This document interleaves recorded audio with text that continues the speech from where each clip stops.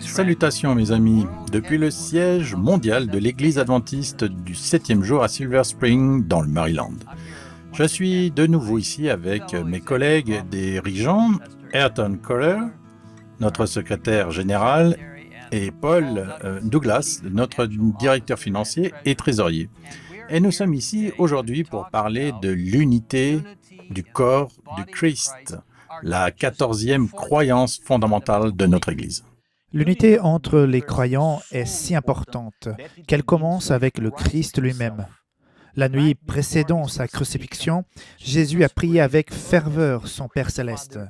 « Garde-les en ton nom, ce nom que tu m'as donné, afin qu'ils soient un comme nous. » Et dans sa prière cette nuit-là, Jésus n'a pas seulement prié pour ses disciples, il a prié pour vous et il a prié pour moi.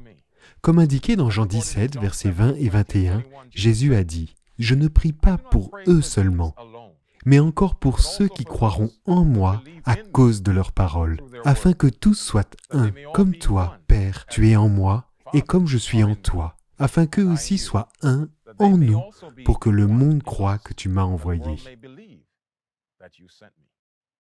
C'est par l'unité des croyants du Christ que le monde croira la bonne nouvelle que nous avons à partager.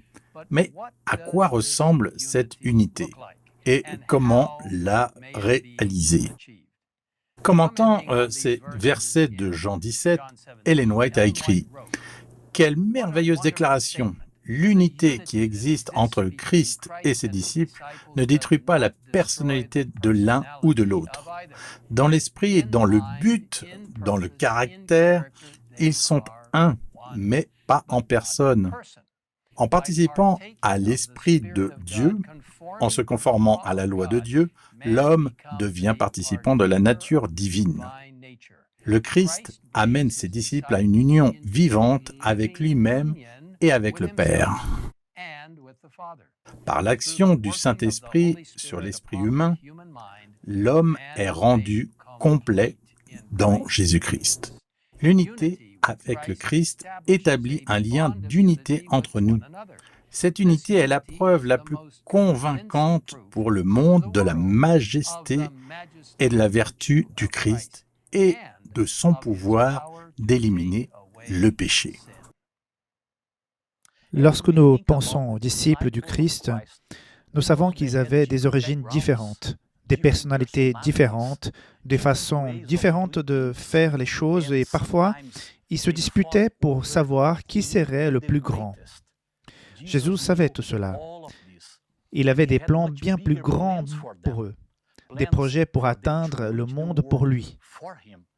Mais il savait qu'il ne pourrait jamais accomplir cette mission s'ils n'étaient pas totalement unis. C'est pourquoi il a prié pour l'unité entre eux.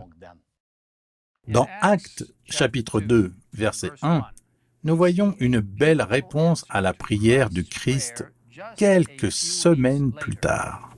Quand le jour de la Pentecôte arrivera, ils étaient tous ensemble au même endroit. Ils étaient tous ensemble signifie quelque chose de plus que d'être physiquement ensemble au même endroit. Cela signifie qu'ils étaient ensemble dans le cœur, dans l'esprit et l'âme. Comment se fait-il que ces mêmes disciples qui, peu de temps auparavant, s'étaient disputés pour savoir qui serait le plus grand, étaient maintenant si unis dans le message, la mission et le cœur? Dans le livre Conquérant Pacifique, Ellen White nous dit « Tandis que les disciples attendaient l'accomplissement de la promesse, ils humiliaient leur cœur dans une véritable repentance et confessaient leur incrédulité. » Elle poursuit « Les disciples priaient avec une intense ferveur afin de pouvoir affronter les pécheurs, parole qui les emmènerait à la repentance. Faisant table rase de toute divergence, de tout désir de suprématie, ils s'unissent étroitement dans la communion chrétienne. » Pendant ces jours de préparation, les disciples sondèrent leur cœur. Elle écrit « Ils sondaient leurs besoins spirituels et suppliaient le Seigneur de les accorder l'onction sainte qui les rendrait propres à sauver les âmes. Ils étaient accablés par le fardeau du salut de leurs semblables. Ils savaient que l'Évangile devait être porté au monde et ils désiraient recevoir la puissance promise par le Christ. En réponse à la question de savoir comment cette transformation pouvait avoir lieu, nous lisons. À l'école du Christ, les disciples avaient été amenés à sentir la nécessité de recevoir le Saint-Esprit. C'est par cette puissance que s'acheva leur formation et qu'ils entreprirent l'œuvre de leur vie. Ils n'étaient plus des hommes ignorants et sans culture. Ils ne formaient plus qu'un groupe d'unités indépendantes ou d'éléments discordants et inconciliables. Ils ne plaçaient plus leur espoir dans les grandeurs terrestres, ils n'étaient qu'un cœur et qu'une âme. Le Christ occupait toutes leurs pensées et l'avancement de son règne était leur seule ambition. Par l'esprit et le caractère, ils étaient devenus comme leur maître, et chacun reconnaissant qu'ils avaient été avec Jésus. C'est le genre d'unité dont nous avons besoin dans l'Église aujourd'hui. Bien que nous soyons nombreux, plus de 22 millions de membres, issus de centaines de nationalités et de groupes culturels différents, parlant des myriades de langues, Dieu nous appelle à nous rassembler, unis en lui, avec un message et une seule mission, sauver le plus de personnes possible par sa puissance. Notre 4e croyance fondamentale l'explique ainsi. L'Église est un corps composé de nombreux membres, issus de toutes nations, de toutes tribus, de toutes langues et de tout peuple. En Christ, nous sommes une nouvelle création. Les distinctions de race, de culture, d'instruction, de nationalité, les différences de niveau social ou de sexe ne doivent pas être une cause de division parmi nous.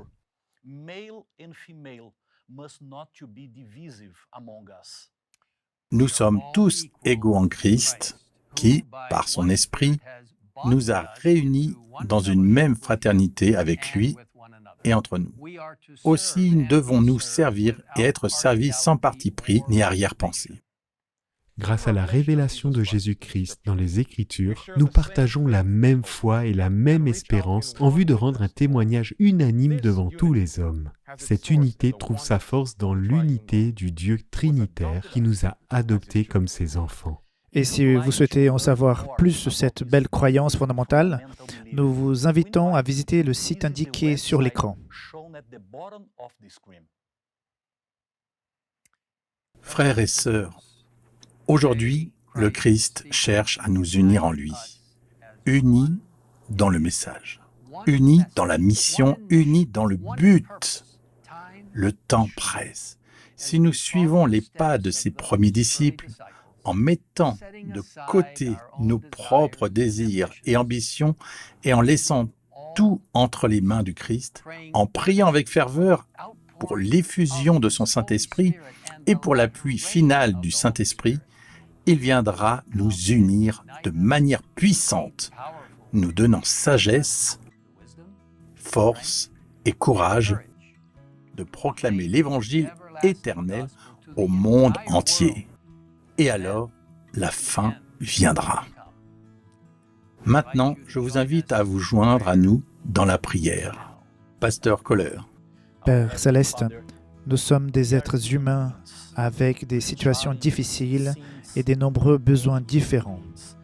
Mais nous devons être unis à toi et les uns aux autres. Et Père, nous te remercions pour le privilège que tu nous as donné en nous invitant à te rejoindre dans la mission pour sauver ce monde. Merci pour le privilège que tu nous as accordé et accorde-nous ton esprit afin que nous puissions être unis comme un seul homme. Et Seigneur, que ton esprit fasse vraiment en sorte que chacun de nous, individuellement, ressemble de plus en plus à Jésus, afin que ta mission puisse être accomplie de manière puissante parce que les gens verront Jésus en nous. Merci de nous écouter et merci de nous unir dans ton amour, ton caractère et ta mission. Nous prions tout cela au nom puissant de celui qui a prié en Jean 17 pour que nous soyons unis, notre Seigneur et Sauveur Jésus-Christ. Amen.